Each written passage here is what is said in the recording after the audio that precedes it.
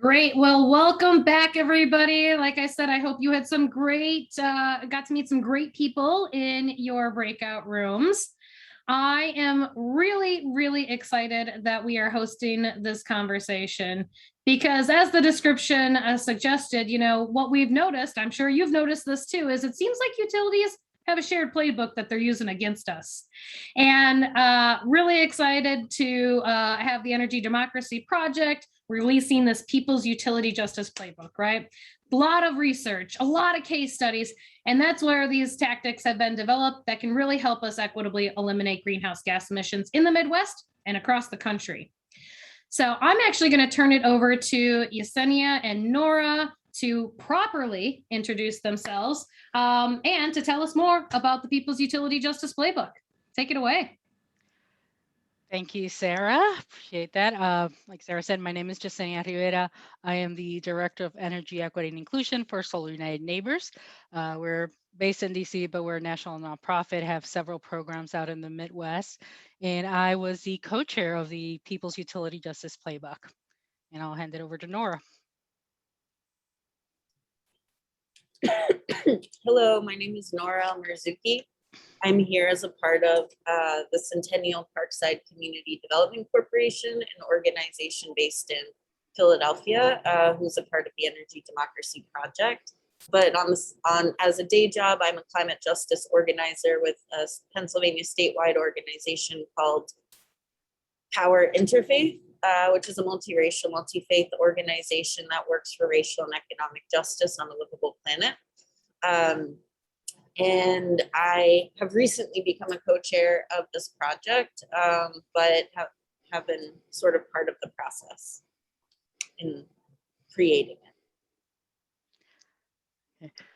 So today, like you all know, we're talking about the People's Utility Justice Playbook and the History of Utilities Companion Guide. And we're going to walk you through how this came to be, what's in it, and how you can use it. So just one sec. Okay. So this playbook was born a few years ago in the first Energy Democracy Project convening, which happened in Detroit in 2019, back when we could actually meet in person. And, you know, just a bunch of energy democracy advocates in the room sharing stories. We noticed, you know, the utilities keep using the same tactics against us. They have their playbook. They just rinse and repeat everywhere. They'll try it out in one region and then just share it amongst themselves. We decided if they have a playbook, we should have one of our own.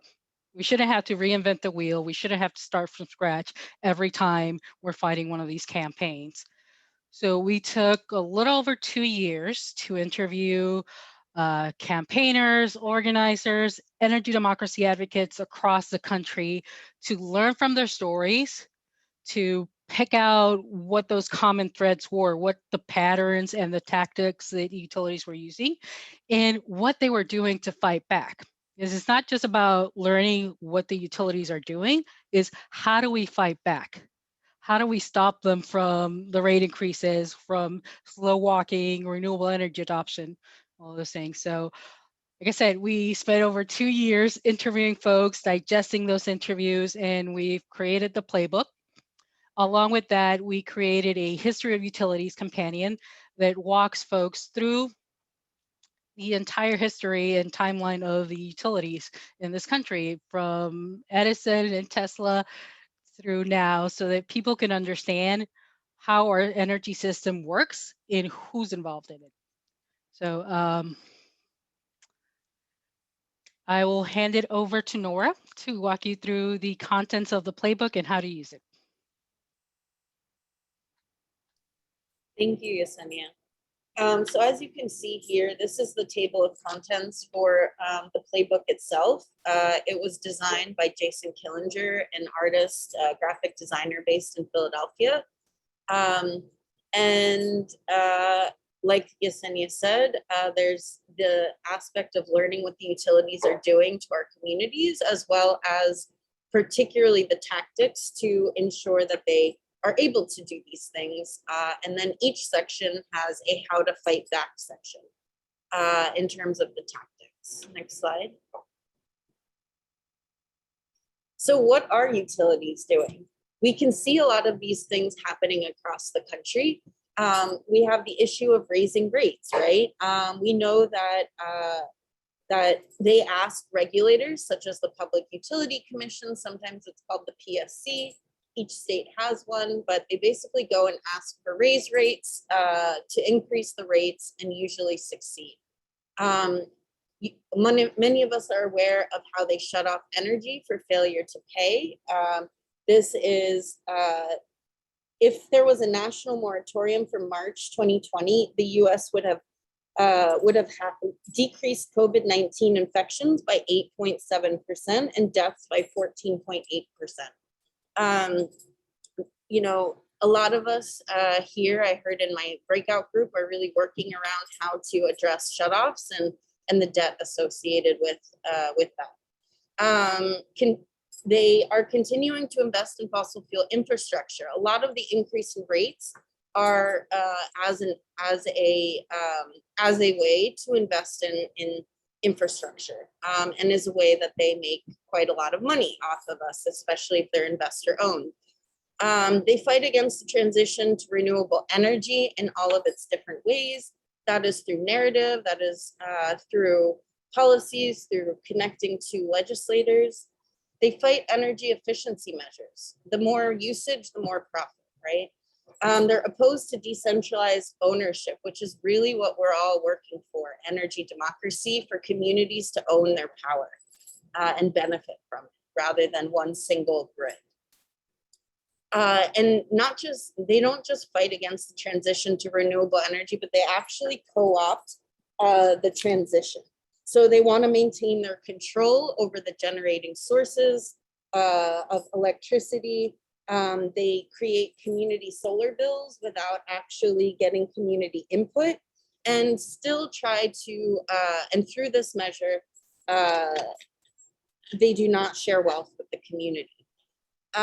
They fight publicly owned or community owned utility proposals. They buy the utilities infrastructure to replace the publicly owned. They use scare tactics to convince communities that publicly owned or community owned utilities are not effective.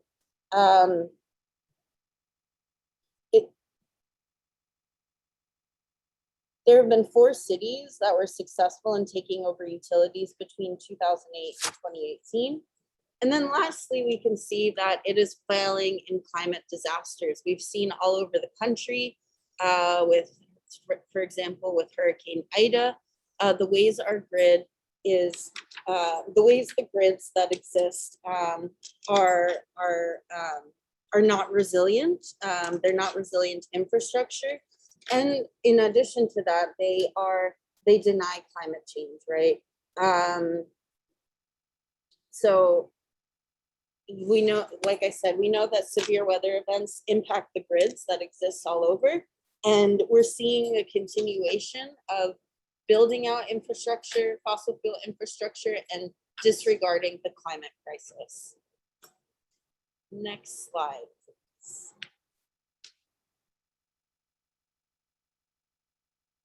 So what are the utility tactics? Now I'm breaking up the different sections of the playbook itself. Each section of utility tactics has directly with it the fight back, but I will talk about that in just a second after this, in the next slide.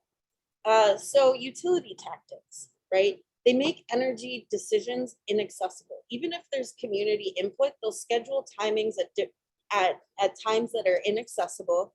They use a lot of jargon to intimidate folks, and they often talk down to folks. So it's really like, how are they creating on multiple levels, making it difficult to get involved and to have a say in energy decisions? Using charitable giving to divide communities. This is so common. I was in a public hearing on the increase of rates for Philadelphia's energy company, PECO, and all these groups that were funded by PECO came out speaking in favor of the rate hike, saying things like, well, they give us more money than the government. they really use these charitable, they literally actually ask these organizations to come speak on their behalf, and they don't really have a choice in the matter. Manipulating the media. You know, they spend millions of dollars on PR,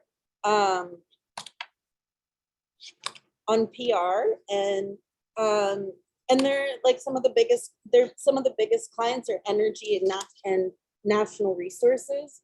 It's a proxy to direct lobbying, and allows them to control the narrative. They create a lot of stories around you know, things like people are not paying that they need to pay in order to use, and that there are free riders who, you know, that if you put a moratorium or you address the debt, it's things like you know, they're free riders basically. Capturing the political process. This is where we see their involvement in government, and that's both through the revolving door as well as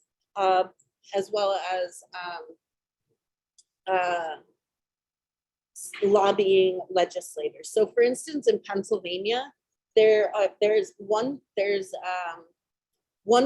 lobbyist to legislator. Some of them have more than one lobbyist. So they really, Pennsylvania is one of the largest energy producers in the country. Also, one of the highest, I think it's the 5th highest polluting state in the country. So in terms of capturing the political processes, like I said, they really lobby legislators. There's the revolving door, which is like, they work in industry, then they move into legislation, then they move into lobbying, and so it stays within a certain realm.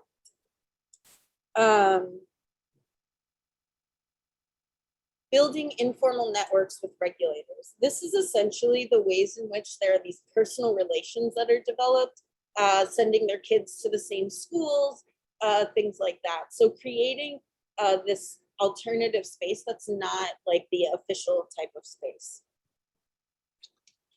Let me see.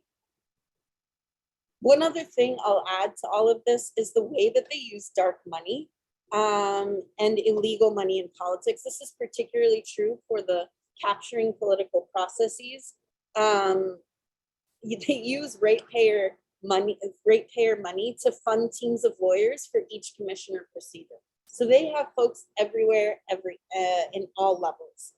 They also, in addition, they use front groups as political campaigns to mislead the public and politicians. So just like we have organizations that we are organizing folks around, they pay people to create these stories and to show that there's public and community support of the things that they're doing. There's a lot that can be said about how they capture the political process, but I encourage you to read the book and see more about that. One last thing I'll add to the informal networks is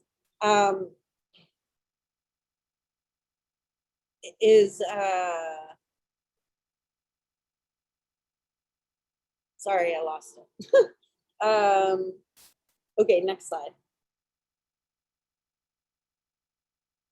So I'm not going to read through all of this, but these are pulling out some of the highlights of how we fight back with the utilities. And there are a few different case studies in the playbook that you can look at to get a deeper understanding as to how this plays out in person.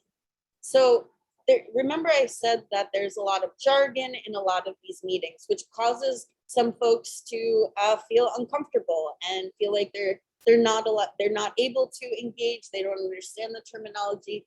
But what we like to encourage is that the lived experience is a form of expertise. And just because one doesn't know the jargon doesn't mean they don't have expertise. We are the experts of our own lived experiences, and we need to work with our folks to invest in their leadership development and support them in feeling that they are confident and able to speak on the issues.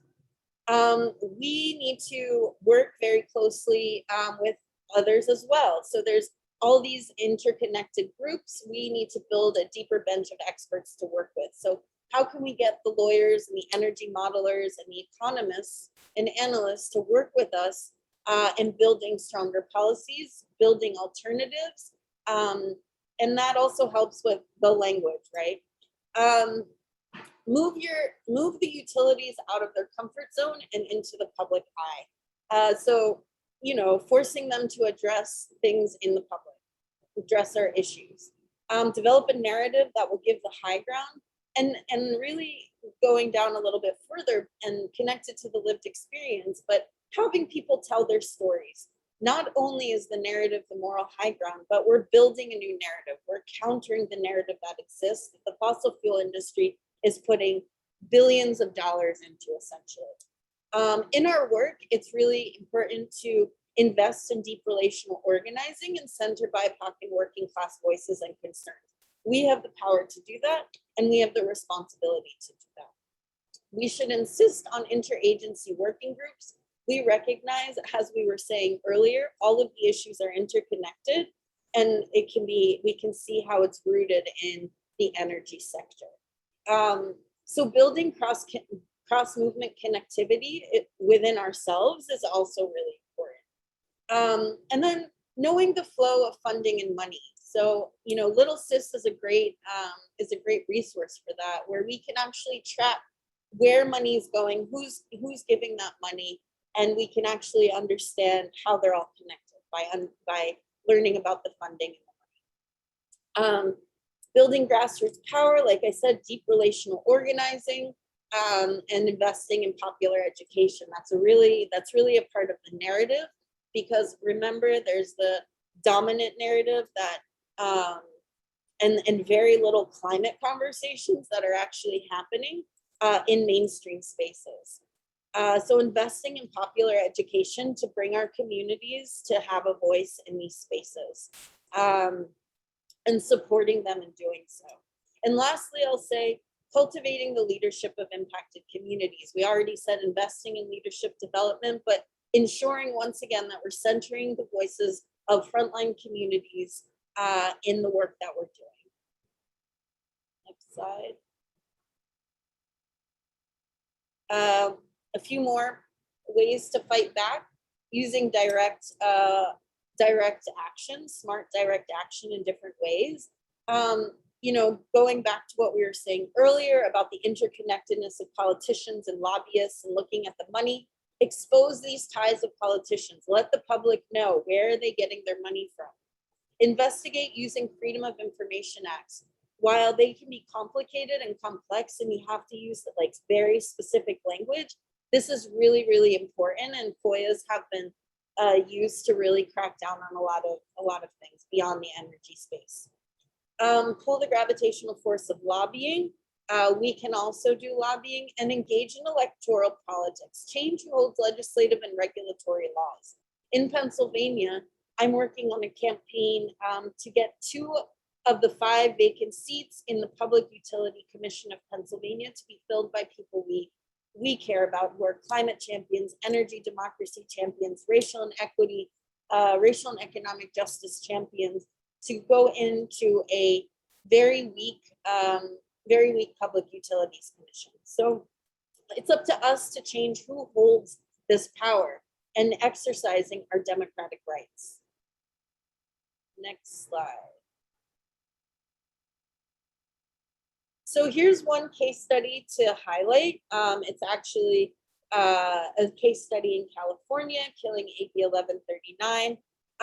What I think is really stands out about this is how Crystal and the People Power Solar Cooperative and others, the Clean Energy Alliance, really worked with folks who seem to be on the quote unquote other side. So people from IBEW Labor Group met with Crystal and others, and they began to build an understanding while being on quote unquote opposite sides, right? The ways that they divide and conquer folks. Crystal and others really worked at opening their ears and creating places of common ground with the labor group. This is extremely, extremely important. when making these changes and working for a just transition, because we know that we care about our workers who are working in the energy sector. Next slide.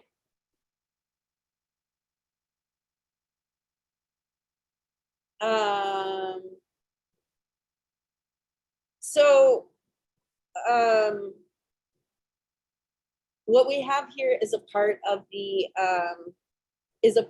history of energy democracy and the utilities.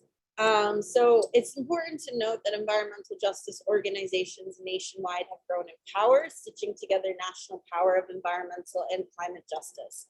The Energy Democracy Project, which we're here, was really, which Yesenia and I have worked on this project through, is really leading that charge and bringing organizations together across the country to learn from one another in the fight for energy democracy. Next slide.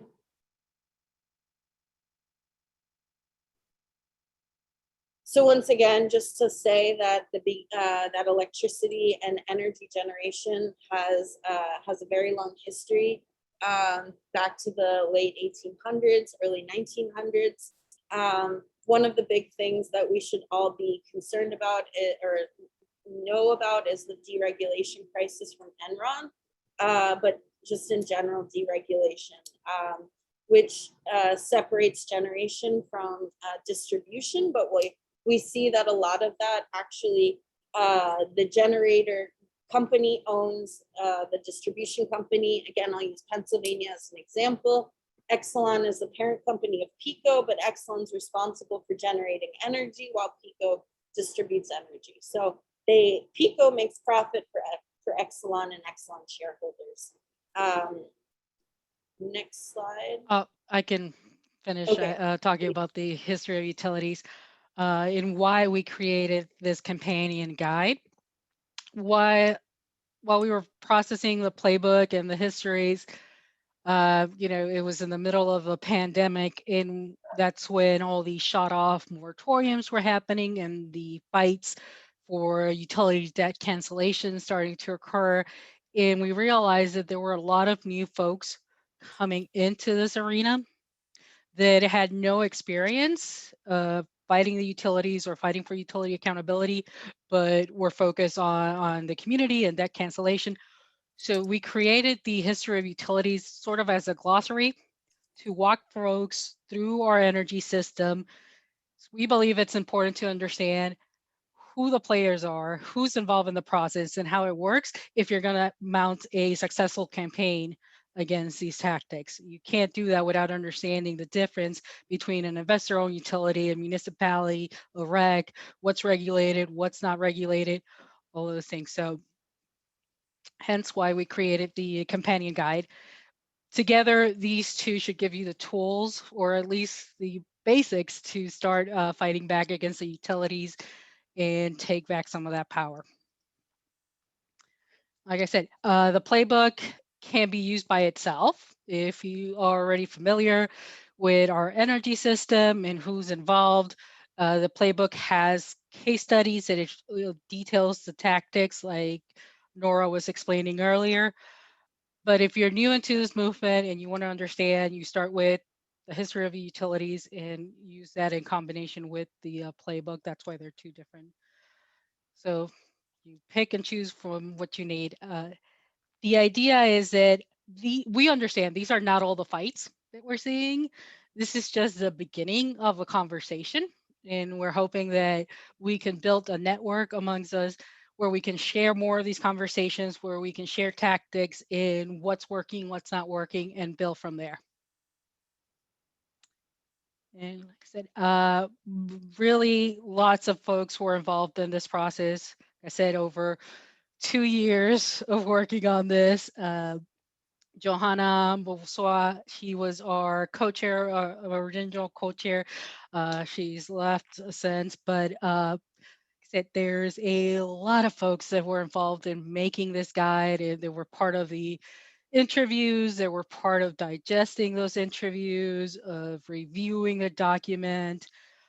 So really there's no amount of thanks for everyone that was involved in the process, and we really hope that, like I said, we can start that conversation, we can start that network building, and we can take back our utilities and our power. And that's it. Okay. Wow. Well, thank you so much, Nora and Yesenia.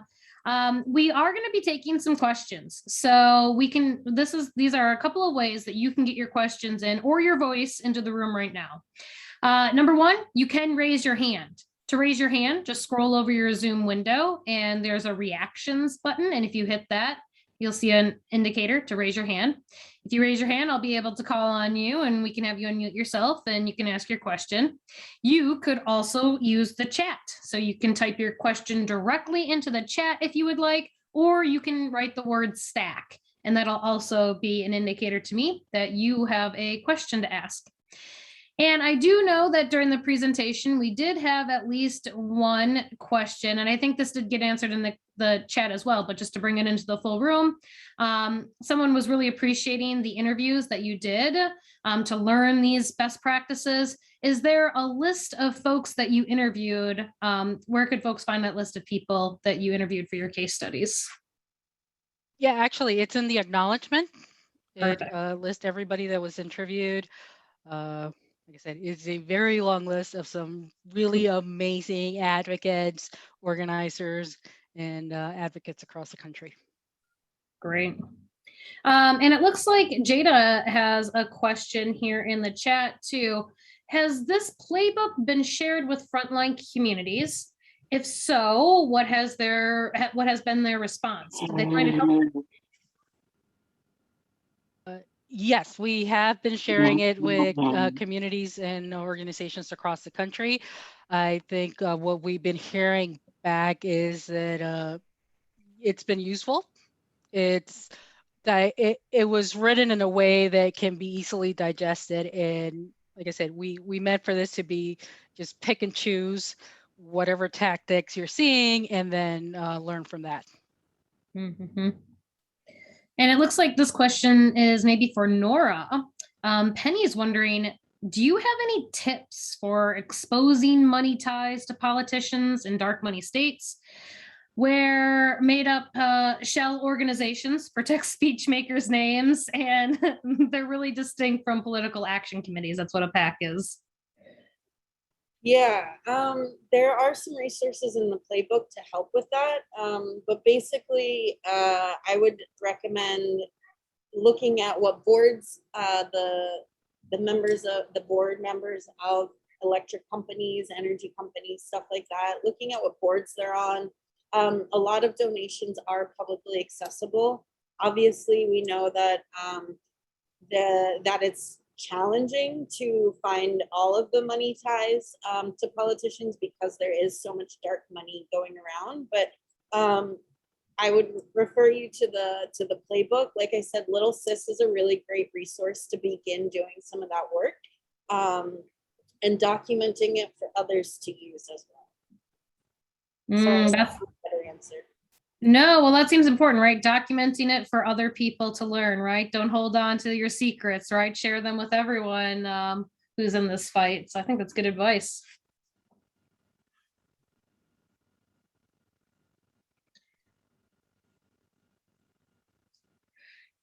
I'm curious to know if either of you are aware of any folks that are in the middle of a fight right now that are using a book, using this playbook and using the tactics in it right now. Do you have any like good examples of things that are happening right now?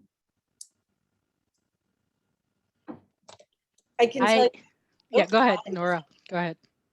I can tell you that at Power, we're definitely using this book in the for the Public Utility Commission campaign. Mm-hmm. I was going to add that DC just used one of the tactics. We have there's a chance there's going to be 2 vacancies on our Public Service Commission out of 3 commissioners. And even though we have been fighting with the mayor over the last couple of years on the nominees and their experience, the last round, we said we sat with the council members and the legislature, like, we have to have some guidelines on who can be nominated to the Public Service Commission. At the time, they didn't want to touch it because there was already a nominee.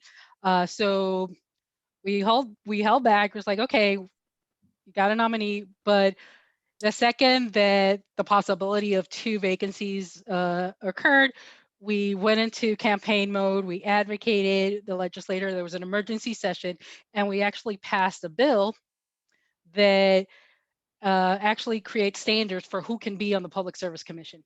So one of the commissioners has to have experience with renewable energy and grid modernization. And most importantly, their commissioner must have public service or consumer protection experience. So that was a big win here in DC. Regulators matter, and we can keep hitting the wall if we don't have the right regulators in charge. So that was a huge win in the district to dictate who our regulators are and make sure they have the public's best interests. That's really interesting to hear also, because in our campaign in Pennsylvania, and like I said, we have 2 vacant seats open as well out of 5, leaving it to be 2 Republicans, 1 Democrat. But we've also been working on creating a criteria. And I think this is like the next step, right? Is actually forcing the governor to take our criteria seriously and not just take our names of candidates. So we're all learning together. Great. And Jackie, I saw that you had your hand raised, and I'm wondering if you wanted to jump in here and ask a question.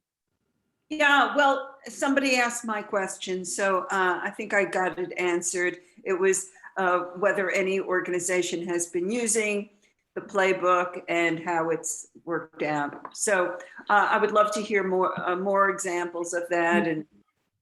And actually, is there a follow-up to this meeting? Because this is the best meeting I've been to all year. I mean, really, I'm so excited by this work.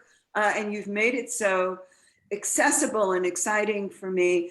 So I'm just wanting to know what the next steps are. Of course, I know about Friday's 102, and then maybe that conversation should be relegated to that time. Yeah, the idea is to have a more interactive webinar on Friday where we share stories and tactics and learn from each other. But eventually, like I said earlier, we want to build that network. We want to build those connections where we share our stories, we learn from each other. That's the whole purpose of this playbook, was to get that conversation started so we stop reinventing the wheel every time. Mm-hmm. And Adam, I see that you wanted to be in STAC. So Adam, do you want to go ahead and ask your question? Yeah, sure.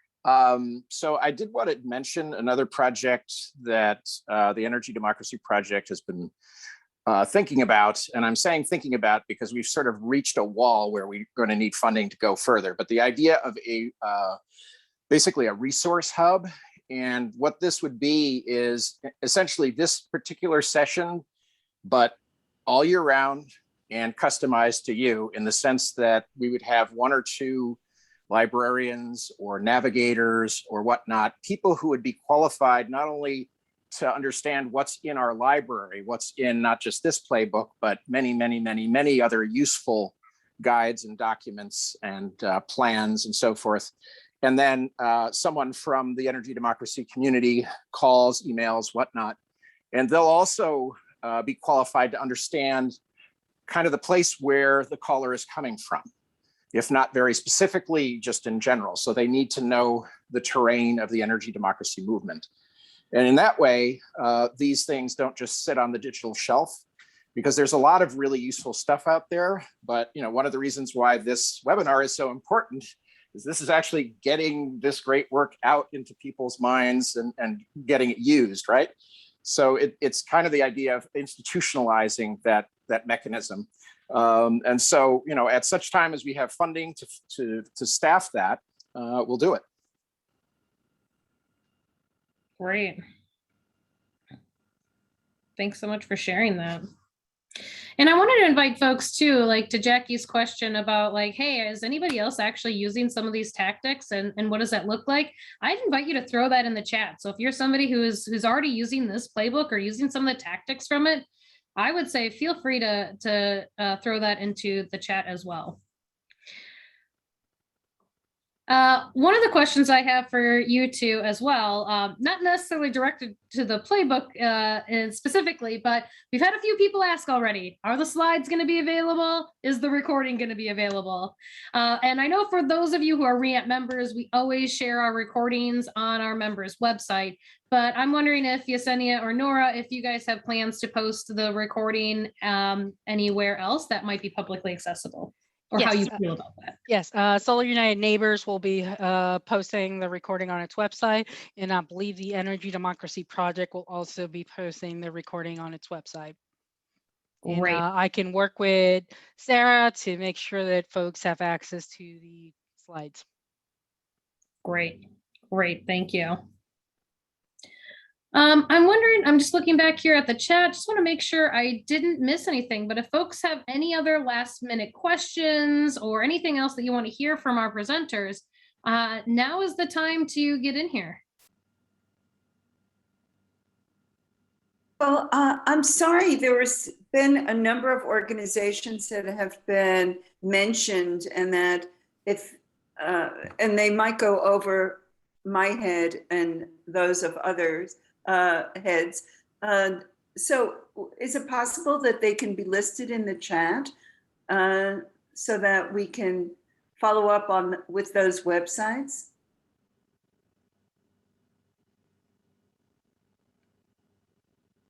Yeah, it looks like Yesenia is on it already. She's throwing out some of those links for you in the chat right now. Thank you. Crystal, if you could put the Energy Democracy Project website, because I just blanked, totally forgot what it was .org or .com. Great. And Lou, I see you are in stack, so I'm going to have you next. And Brandy, you're going to be on deck. Thank you. Hi, Lou Daly from Roosevelt Institute. I've done a lot of work on Build Back Better at the, the federal reconciliation proposal, and just wondering if you all are plugged into that process in any way. There's a lot of federal money coming down the pipeline for community solar, including through a major extension of the investor tax credit. Also the Clean Electricity Performance Program, although that might be on the ropes because of Joe Manchin. But that is $150 billion that's supposed to be given to utilities to incentivize clean energy transitions. But it's a very broad bill that doesn't really have very specific language on how the money needs to be used. It just says very broadly for customer benefit. So it feels to me that there needs to be some organizing around Department of Energy rules, regulations about these new flows of federal funds to community solar. I'm wondering if folks have started to think about that, or maybe think about a subgroup that could focus on that question. The short answer is yes. Several members of the Energy Democracy Project have been working at the federal level since early this year. We've organized a briefing for Congress on energy democracy issues. We've been meeting with staff on the Hill to get our imprint into the Build Back Better campaign. A number of us are working on a direct pay coalition, making sure that investor tax credit is accessible to everyone regardless of their income level. It's refundable and accessible. But I'll actually hand it over to Adam Flint, who is the co-chair of our federal work at the Energy Democracy Project. Yeah, well, thanks, Yesenia. That was the positive stuff that I would have said. Actually, Lou, you and the folks over at Roosevelt may be in a position to do something about that. I think the general feeling is that the reconciliation process is such a mess that it's very, very hard for even the more resource groups, I would say, to really wrap their resources and brains around this in a useful way. So the case that Yesenia mentioned, that's one very specific, very important piece, right? And there may be others like that, but I think part of the difficulty is that it's really very difficult to know how to intercede in a way that doesn't require creating a nationwide campaign. And that's basically what's happened with the direct pay thing. So I think it would be great to maybe have some follow-up with you and the Energy Democracy Project folks. But I do want to leave space here for other folks to weigh in. But that's, I think, where the Energy Democracy Project writ large is at this point. Thank you. And Brandy, I know you have your hand up, so why don't you go ahead and ask your question? Hi everyone, Brandy from Vote Solar. I had two hopefully quick questions. The first one was about like follow-up documentation. I'm wondering if there are plans for the group following now that it's been released, that are you planning on doing any follow-up in terms of like additional case studies, things like that, once people are starting to actually use the playbook? And then my second question was around, are you planning to like coordinate with any other organizations around doing any workshops around the playbook? I know at least some of the folks that we work with, this would be a really great opportunity to kind of talk more and kind of do some more specific, I wouldn't say marketing, but specific like learning opportunities around the playbook. And so that was my second question. To answer your first question, yes, eventually. We, like I said earlier, we recognize that this doesn't include absolutely every tactic. There's a lot of movement, a lot of change from the time we started with this playbook through now. So once we've gathered our breath and recover from the last 2.5 years working on it, we do plan on eventually updating this. We see this as a living document, and we will try to keep it up to date and relevant as possible, depending on resources. And the second question is, the answer to that is depending on time. Yeah, and our bandwidth, we would love to talk to other organizations. Like I said, Nora and I are not the only folks involved in this project. So if we can tag in some of the other members of the committee and some of the folks that were interviewed, we would be happy to put something together depending on the allocation of resources and if we have the capabilities to do that.